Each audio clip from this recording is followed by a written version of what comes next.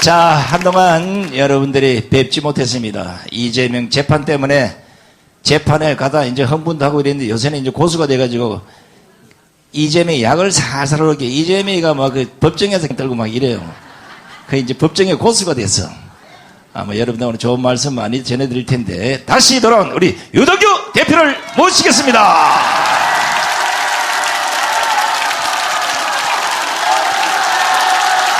안녕하십니까.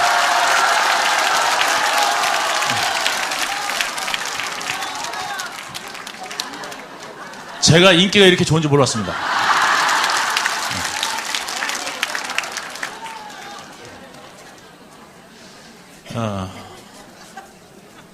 저는 서울구치소 법학과 출신입니다. 네. 우리 정광훈 목사님도 같은 법학과 출신 선배님이시고, 예. 그 서울구치소 가면은, 예. 많은 분들이 법 전문가들이 많아요. 딱 보면 너는 3개월이요. 너는 6개월이면 끝나. 너는 좀 오래 살겠는디? 이게 그냥 한눈에 알아봐요. 예. 판사님 안 거쳐도 와 하지 마세요. 다 틀려요. 예. 예. 맞는 거 한 번도 못 봤어요. 근데 우리 지금, 아까 나라가 심각하다 했는데요. 제가 이제 저쪽에 있을 때는 전혀 신경 쓰지 않았던 것들을 왜 이렇게 찌릿거리지? 북한에서 지금 저한테 지금 이게 또 내가 방송하는지 어떻게 알고? 이야, 참, 예. 제가 이쪽에 와가지고 좀 연구를 좀 해봤으니까 좌파들이 이게 침략 통일 이런 게 아니라요. 아예 우리나라를 북한보다 못 사는 나라로 만들어 버리려고 작정을 했더라고요. 예. 그냥 우리나라를 북한보다 못 사는 나라로 만들면 자동적으로 김정은이가 뜬다. 이 생각을 하는지 우리나라 경제를 파탄 내려고 작정을 했고요. 예. 아예 망하려고. 우리나라가 공업국가 아닙니까? 공업국가면 제일 중요한 게 뭐죠? 전기입니다, 전기. 예. 이승만 대통령이 원자력 발전 기술자를 양성하려고, 예. 그 국비 장학생 300여 명을 해외로 그때 2천만 불밖에 외환보유고가 없는데 그 외환보유고 우리나라 전체에 2천만 불밖에 없었어요. 그때 한 사람당 6,000불씩 손에 쥐어줘가지고 공부 열심히 하고 오라고. 근데 그 6,000불 줄 때 손을 떠셨대요. 예, 돈이 없으니까. 그래가지고 그 사람들이 공부하고 오고 박정희 때 고리 원자력 발전소를 만들었습니다. 그리고 이승만 대통령이 가장 한스럽게 생각했던 게 1950년대 뭐 했는지 아세요? 뭐 했는지 아세요? 에너지 있죠? 석유. 이거를 누가 통제했냐면 미국이 통제를 했습니다. 미국이 다 그 권한을 통제권을 다 가지고 있었어요. 그러니까 뭐냐면 심심하면은 석유 끊는다. 석유 끊는다. 그럼 차가 못 다니잖아요. 그러니까 미국 말 들을 수밖에 없었어요. 이승만 대통령이 심심하면은 다시 북침해야 된다. 북침해야 된다. 이제 원수 갚아야 된다. 이러니까 그때마다 석유 끊는다. 석유 끊는다. 이래가지고 이승만 대통령 한이 뭐였냐면 석유 없이 가는 자동차 만들면 큰 상을 주겠다. 그래가지고 석유 없이 가는 자동차 만드는 게 그 당시에 많은 과학자들이 도전 과제였습니다. 지금도 못하는 거를 우리나라에서는 1950년에 그걸 했다는 거 아니겠습니까? 그런데 박정희 대통령 때 고리 원자력 발전소를 만들면서 우리나라 어떻게 됩니까? 공업국가의 기적을 이뤄냅니다. 지금 세계 노벨상 경제학상을 받은 사람이 뭐라고 이야기했습니까? 박정희 경제 모델로 대한민국은 지금에 이르렀다. 대한민국이 지금의 경제에 이를 수 있었다는 것은 아무도 믿지 않았을 거다라고 이야기했습니다. 그런데 우리는 어떻게 합니까? 박정희를 독재자라고 욕합니다. 예. 좌파들의 프로파간다에 박정희는 독재자로 찍혀 있습니다. 예. 우리나라에는 영웅이 한 명도 없습니다.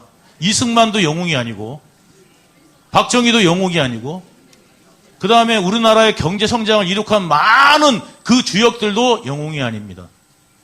그 사람이 잘못이 없으면 그 사람의 부인, 그 사람의 부인이 잘못이 없으면 그 사람의 아버지, 사돈 팔촌 중에 누구라도 걸리기만 하면 역적을 만들어버리는 게 좌파들입니다. 그 사람들한테 영웅은 누구여야 되냐? 오로지 김일성 일가여만 됩니다. 그렇기 때문에 우리나라에서는 영웅이 있어서는 안 되는 거고, 우리나라가 잘 살고 잘 나가면 북한이 찌그러들 수밖에 없으니까 어떻게 합니까? 우리나라 경제를 망치느라고 문재인 5년 동안 빚이 얼마큼 들었냐? 여러분들 그거 한번 기억해 보세요.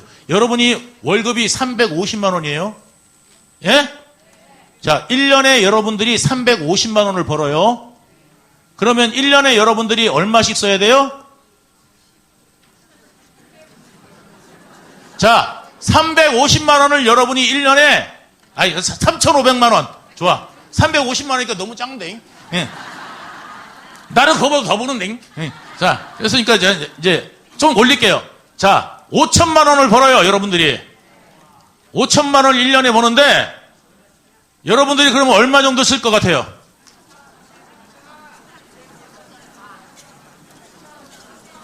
(5천만 원) 넘게 쓰면 어떻게 돼요? 왜 안 돼요? 아니, 더 생활 좀 윤택하게 하려면 한 6천만 원, 7천만 원 쓰면 좋잖아요. 에? 아니, 좀 거지 동정도 하고 적선도 하고 뭐 그러면서 한 6, 7천만 원, 1억 정도 쓰면 되잖아. 우리나라 1년 세수가 얼마냐면요. 우리나라 1년 세수 350조에서 플러스 마이너스. 일본이 650조에서 플러스 마이너스 정도 됩니다. 일본은 1억이 넘죠. 인구수가. 그래서 우리나라가 지금 1인당 GDP가 일본을 넘어섰습니다. 아시아에서 1등입니다. 그 다음 2등이 대만, 3등이 일본입니다. 1인당 GDP가. 이렇게 만든 기틀을 만들어준 게 누구라고요? 박정희 대통령입니다. 자, 그 기틀로 인해서 우리가 왔는데 지금 좌파들에 의해서 어떻게 되냐? 우리나라가 350조인데 1년에 예산을 얼마나 쓰냐? 600조를 넘겠습니다. 그렇게 늘려놨어요.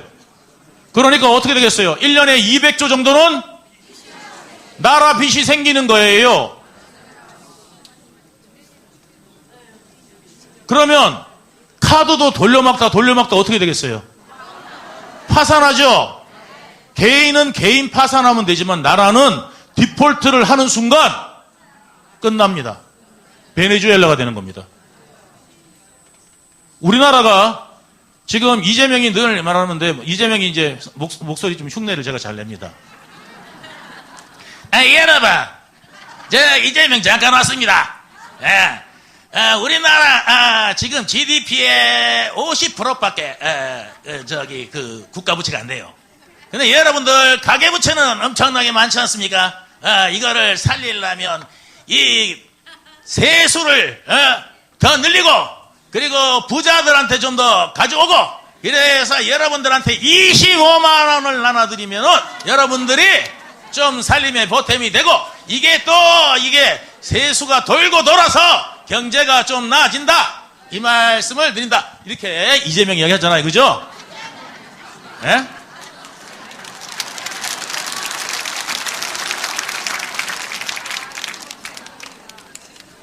약간 이야기 세 가지고 딴 데로 가면요. 저기 그 이재명을 뭐라고 그랬냐면, 김성태가 누구한테요? 이화영한테 들었는데, 이재명은 뱀이라고 그랬습니다. 뱀 같은 놈이라고 그랬습니다. 누가? 이화영이. 예, 그랬다는 거예요. 그래서 제가 한마디 보탰습니다. 이 뱀은 뱀인데 지리산에서 30년 묵은 뱀, 백사가 아니여. 그냥 도마뱀이여. 꼬리 자르고 도망가는 도마뱀이야. 야, 이 도마뱀은 쓸데가 없어요. 꼬리만 자르고, 위험하면 꼬리 자르고, 위험하면 꼬리 자르고, 위험하면 꼬리 자르고, 예. 안 위험해도 잘라. 예. 이렇게 꼬리 자르고 도망가는 도마뱀인데, 이 뱀은 핫사람한테 독사는 술이라도 담고, 예? 아니, 구랭이는 구워라도 먹지. 이 도마뱀은 먹을 데도 없어. 게다가 독도 없어. 근데 맨날 독 있는 척해. 예? 근데 알고 보면은 꼬리 자르고 도망가. 예. 이게 도마뱀입니다. 예.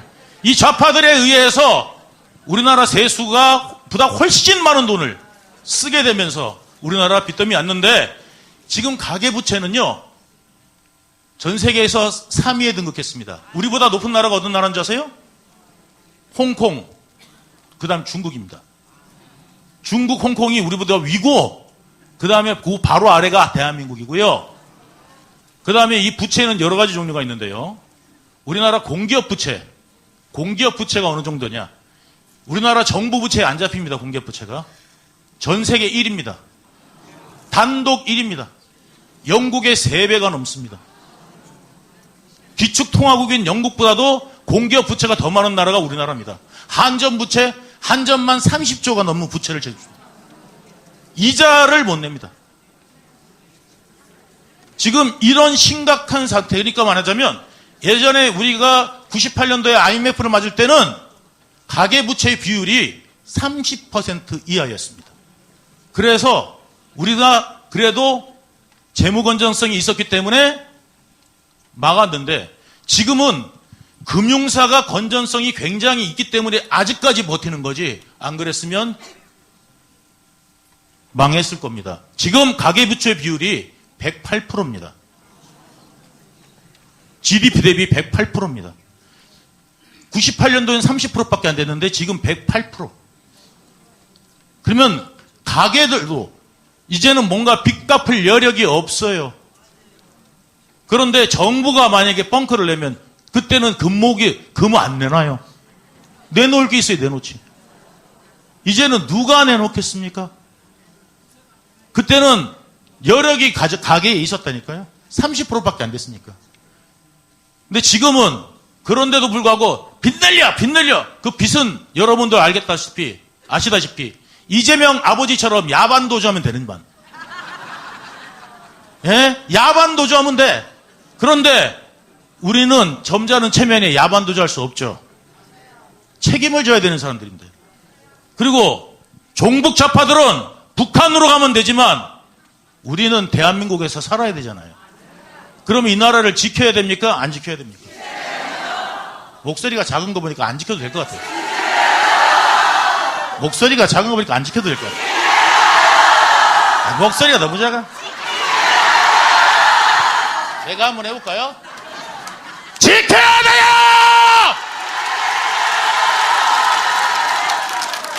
이게 내 한 명 목소리보다 작으면 어떡합니까? 예!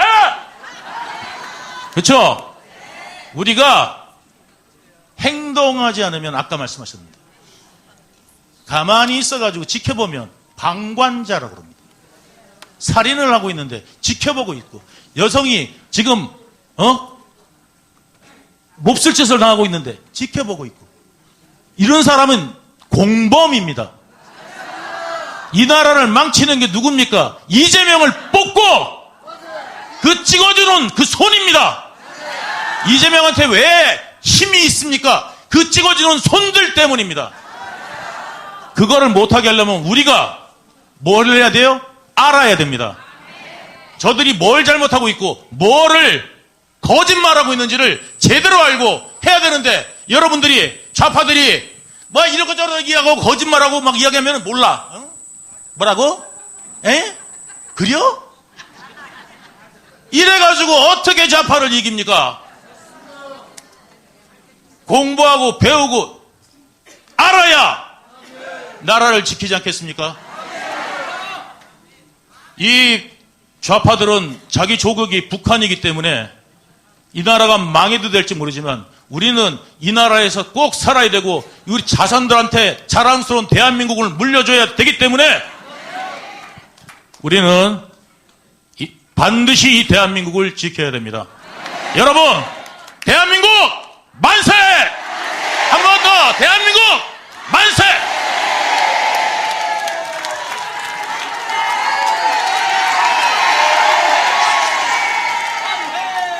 이 정도 갖고는 안 돼. 못 지켜. 안 돼. 안 돼. 한 발에. 자, 대한민국 만세!